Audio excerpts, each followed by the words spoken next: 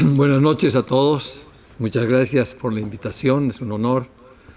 En primer lugar, yo quisiera rendir un homenaje a Gonzalo Sánchez de Lozada, que es el presidente posiblemente más esclarecido que tuvimos en el siglo pasado. Y esto viene de un miembro de la oposición. Yo competí contra él por la presidencia en el 2002. Y sabiendo que no íbamos a ganar, siempre pensé que sería el mejor presidente.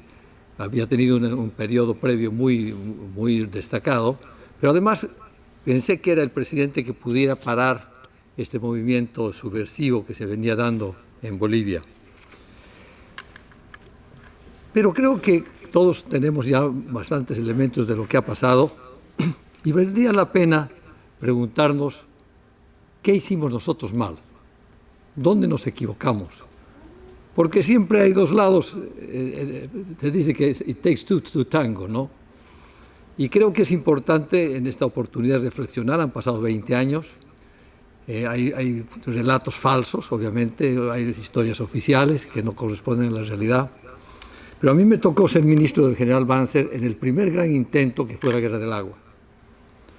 Y fui testigo muy próximo de cómo se desarrolló esto.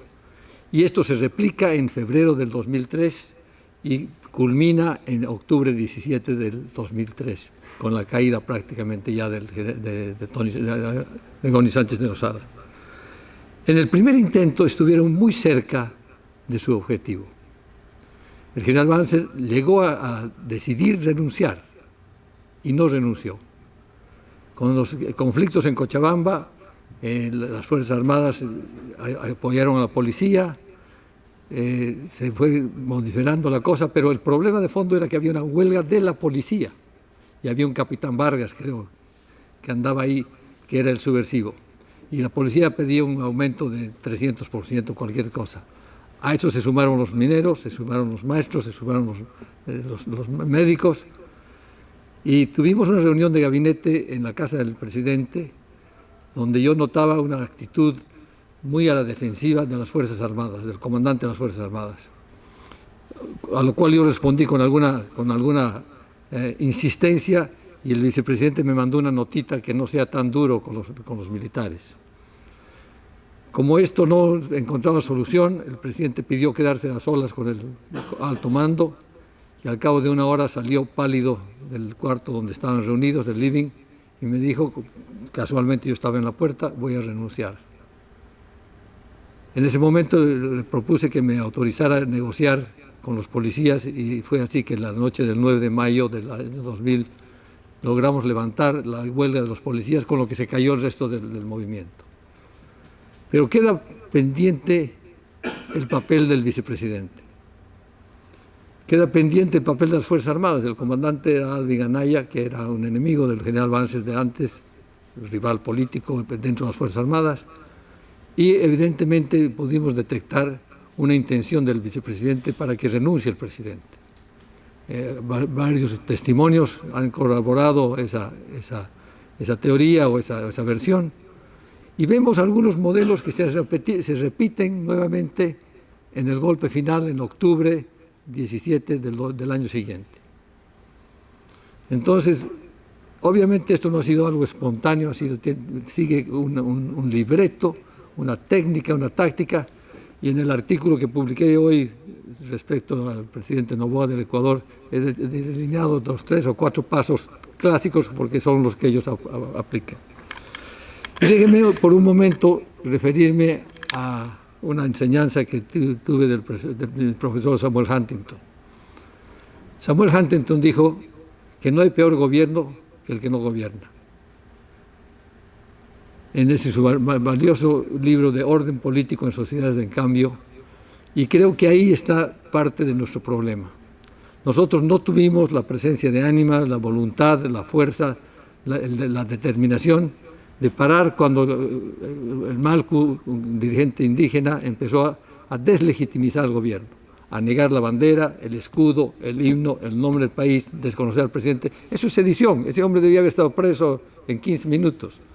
No así se pedía a los ministros que se sienten a negociar con él.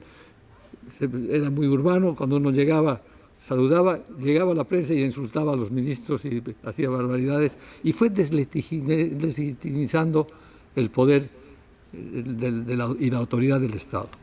Y aquí viene algo importantísimo que creo que hay que acogernos a la sugerencia de Sánchez Lozada. En Bolivia tenemos en un solo concepto el gobierno y el Estado.